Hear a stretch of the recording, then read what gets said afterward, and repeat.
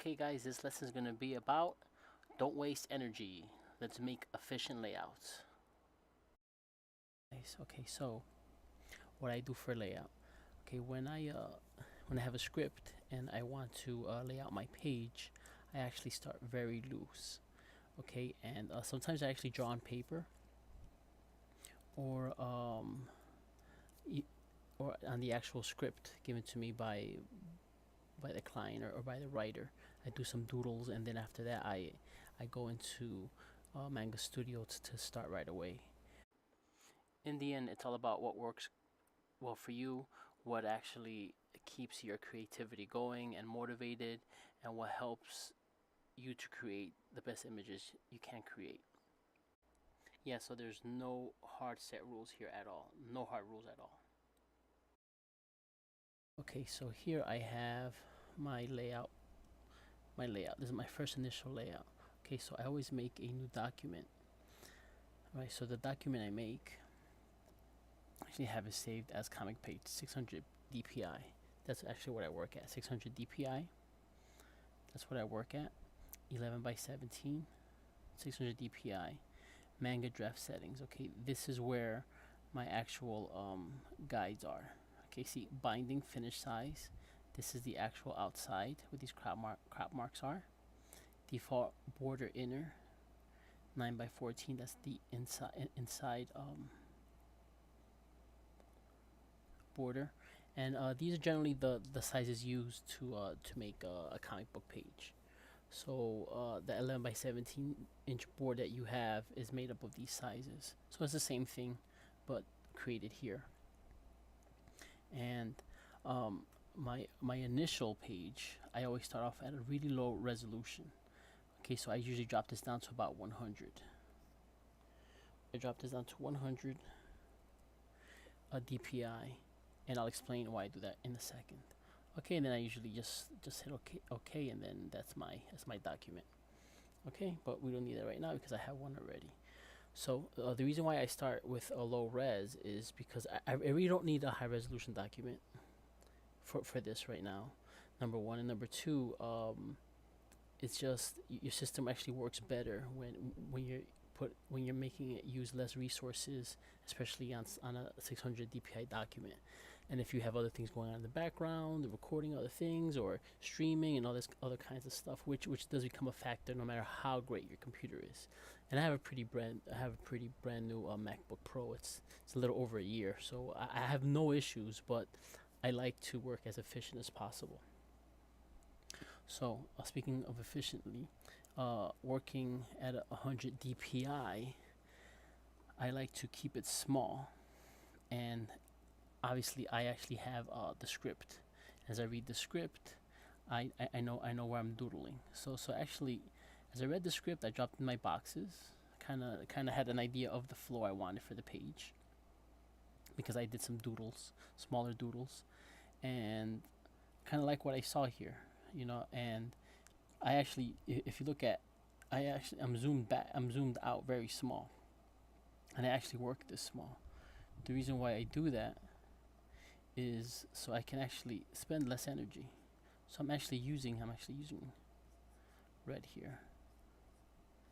Let's see, whatever I decide as far as borders.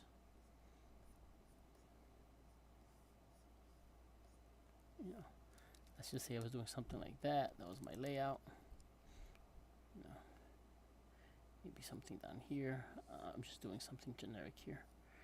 So do that, and then right now I'm working very efficiently because I'm just using my fingertips. I'm actually just using the fingertips, throwing down some ideas, keeping things very loose. I have no script in mind here. I'm just throwing down figures and stuff, and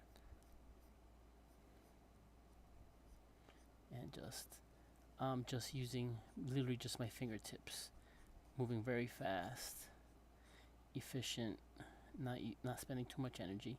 It's because what happens is if I zoom in and I'm working this big, I'm actually using my arm, my elbow to make these bigger strokes and everything. And yes, it's loose, but not necessary. When it's small, you use less energy. You're just using your fingertips and you're keeping it very loose. I'm just making a car here going down the street.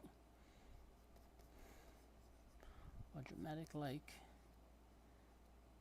Again, I have no direction on what's going on here.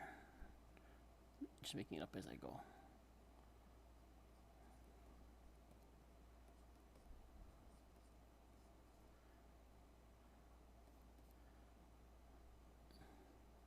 Just making some guys here, some bad guys here.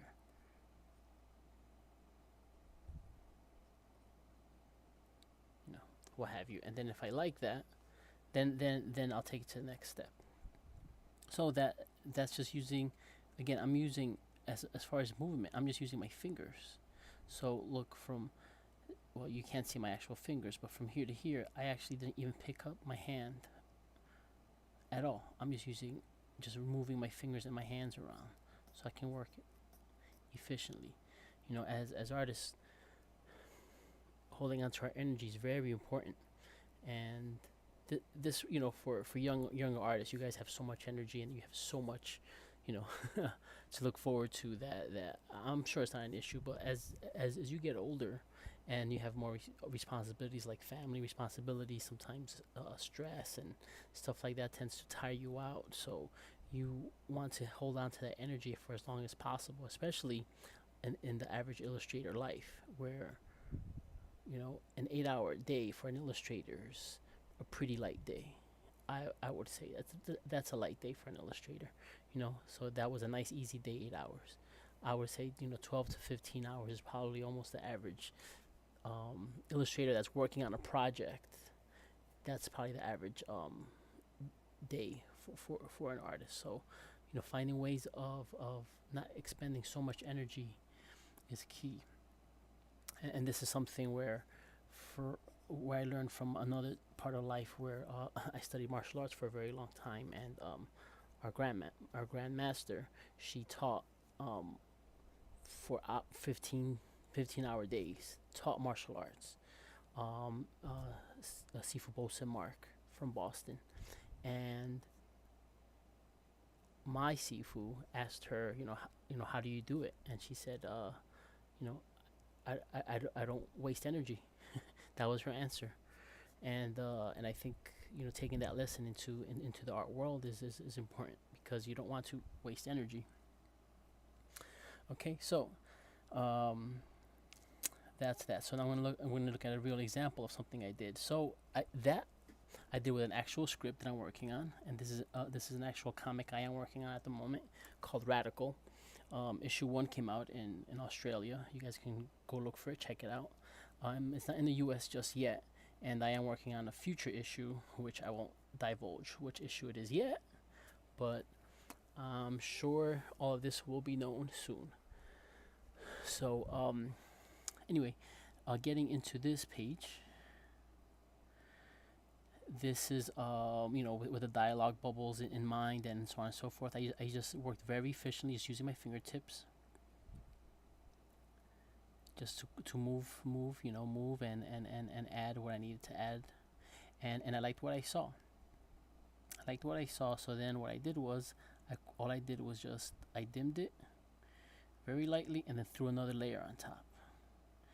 Okay, so the other layer is basically the same thing, except a little tighter, something that makes a little more sense.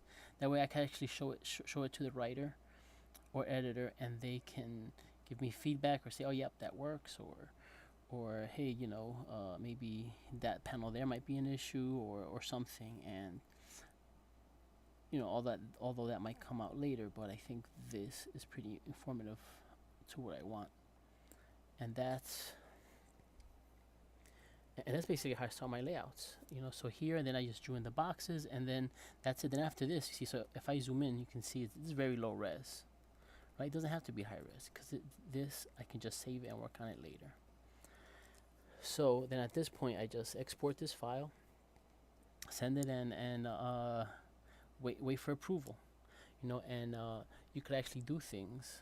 Actually, there's one thing I like to do, which I didn't do here, is you see my crop marks. When I export this, it's not going to save, because that guide is for me to see, and it's not for anyone else to see.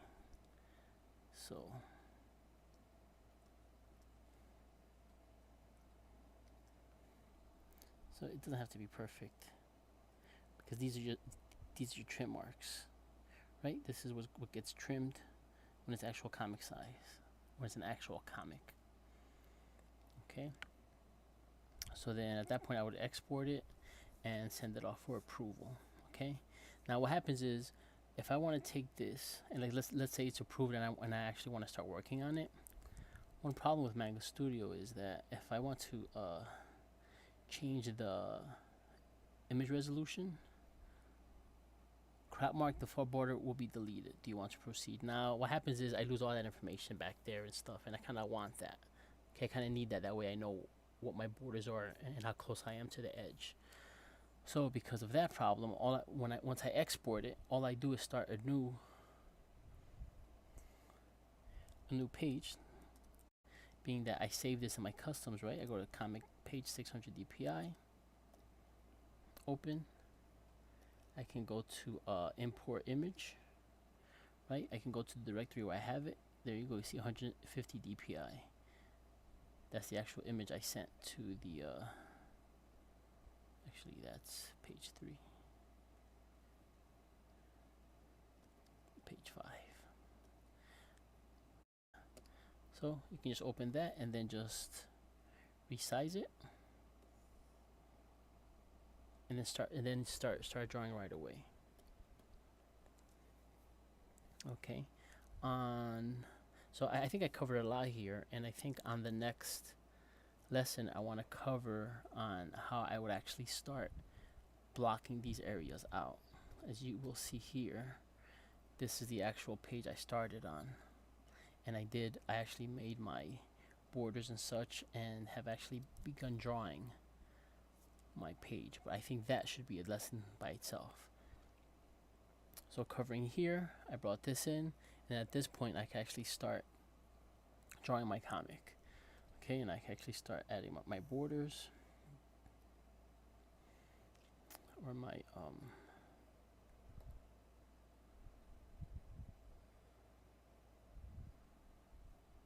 comic,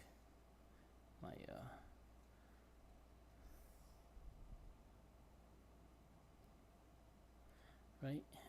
I won't get into this too much right now, but then you basically do that, and then we know that if you know the basics of Manga Studio, that this is a benefit, because you can actually draw in a panel and not worry about anything else. You can draw all the way to the edge. Make happy faces, and it won't affect the back. And then as you look at here, you can actually go from panel to panel, so on and so forth. So now you can't see the bottom, no problem. Just get rid of this. Already makes a mask for you, which is awesome. It already blocks it out. So then you can go to your original page, original layer, and then just lighten it up, and then you can actually start drawing in and correcting that anatomy. Drawing, you can get right in there and actually begin. But that's as far as I'm going to take it. I think the next video will be taking it from here on out, or what I would actually do from here to get to here. Okay, guys. Hope that helps. I hope it's something that you can use in the future, or start using it right away. Okay, guys. Thank you very much. Thanks for watching, guys, and please check out my Patreon page for more in-depth videos.